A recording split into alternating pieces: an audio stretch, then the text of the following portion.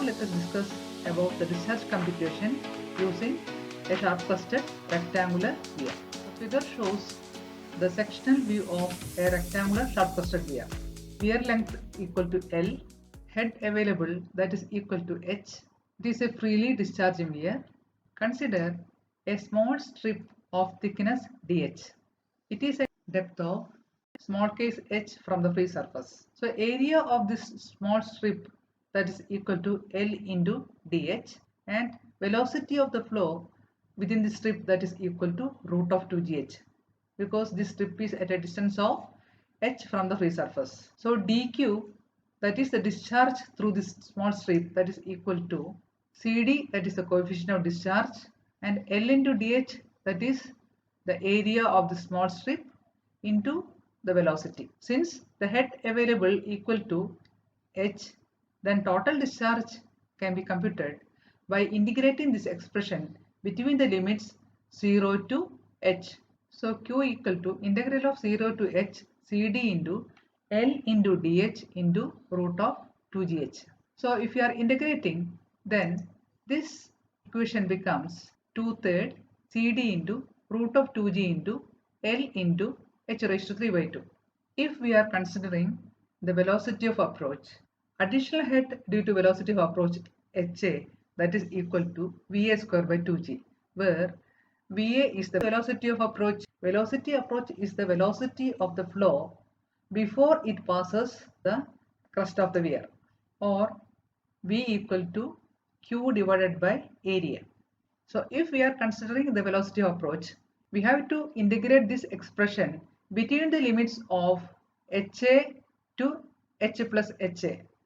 If we are integrating this equation between the limits of HA to H plus HA, then this equation turn into 2/3 CD root of 2g into L into H plus HA raised to 3 by 2 minus HA raised to 3 by 2. So remember, in this equation we haven't considered the end contraction. If the width of the channel that is equal to length of the weir, then there is no end contraction. That is, we can say that end contraction n equal to 0. Whereas in this figure you can see that there is a side wall. In this case the channel width is more than the length of the weir. So the width of the nap that is approaching side wall is getting contracted. So one side of the nap that is getting affected due to end contraction. So n equal to 1. In this figure you can see that two side walls are available here.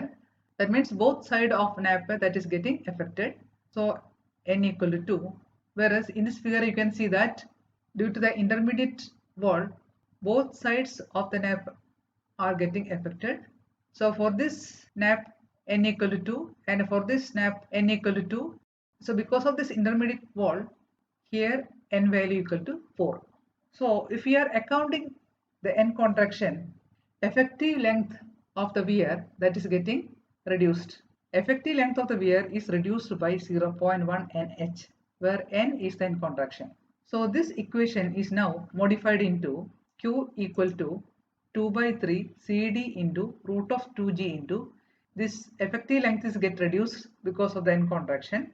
So L is changed into L minus 0.1 nh into h plus HA raised to 3 by 2 minus HA raised to 3 by 2. So this equation is the discharge equation for the rectangular sharp crested weir by considering velocity of approach and end contraction. Now let us discuss about the discharge computation of a triangular sharp crested weir. A triangular weir is having a V-shaped opening. So especially triangular weir is suitable for the measurement of low discharge. Since this crest width equal to 0, enough head is available even for low discharge. Whereas in the case of rectangular weir, if the discharge is less, then head of water available above the crest is very less, and so that will lead to inaccurate measurement of head h. So that is why a triangular weir is preferred for the measurement of low discharge, because for the same discharge the head available is more for the triangular weir. Let h be the head available For the computation of discharge, as in the previous case, consider a small strip of thickness dh which is at a distance of h from the free surface. Length of the strip that is equal to x. Angle subtended here that is equal to theta. So area of the strip equal to x into dh. So how will you get this x? So tan theta by 2 that is equal to x by 2 divided by this distance. So this distance that is equal to h minus h.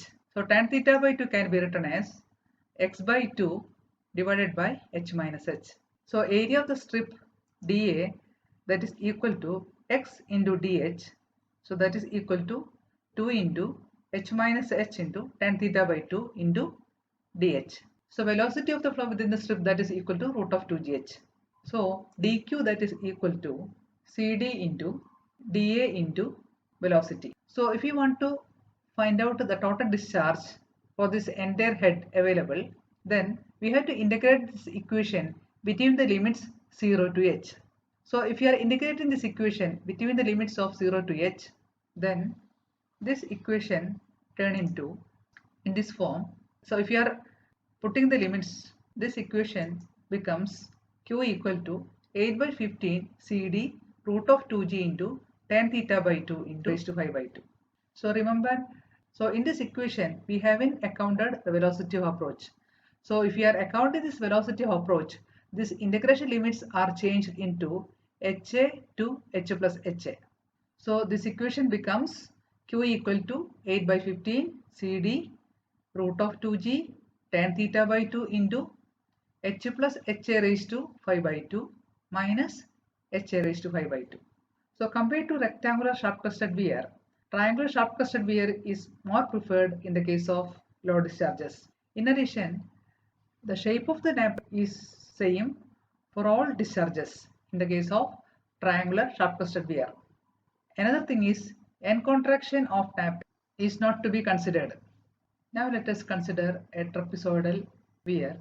A trapezoidal notch or weir may be considered as a combination of rectangular and a triangular notch. So the discharge of such weir is equal to the sum of the discharge of the two types. That is, sum of the discharge of a rectangular weir and a triangular weir. If L is the length of the crest and theta by 2 is the inclination of the side with the vertical, then for such weir, Q that is equal to Q1 plus Q2.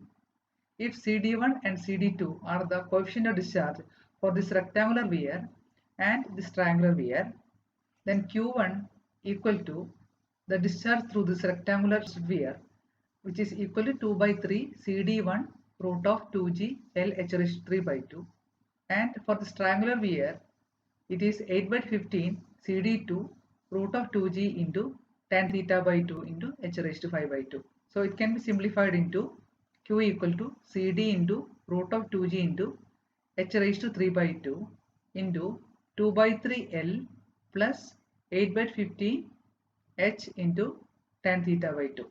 Cippoletti weir is a trapezoidal weir which is extensively used for measuring the water supplied for irrigation purpose. So it has a side slope of 4 vertical to 1 horizontal. So angle theta by 2 that is equal to 14 degree. L is the length of the crest. So as we discussed earlier, the advantage of Cippoletti weir is the discharge equation of Cippoletti weir, which is equal to the discharge equation of a suppressed sharp crested rectangular weir. Since it is a trapezoidal weir, the total discharge equal to sum of the discharge of this rectangular weir and the triangular weir. So Q equal to Q1 plus Q2. We are considering same CD for both weirs. So in the case of rectangular weir, the discharge Q1 equal to 2 by 3 CD root of 2G into L minus 0.1 NH into H raised to 3 by 2. So this is the discharge equation by considering end contraction. So in the case of rectangular weir, the two sides are available. So n value equal to 2. So if you are substituting n equal to 2, then this equation becomes 2 by 3 CD root of 2G into L minus 0.2H into h raised to 3 by 2. And Q2, that is discharge for this triangular weir, equal to 8 by 15 CD root of 2g into tan theta by 2 into h raised to 5 by 2. So tan theta by 2, that is equal to 1 by 4. So if you are substituting, then Q2 becomes 2 by 15 CD root of 2g into h raised to 5 by 2.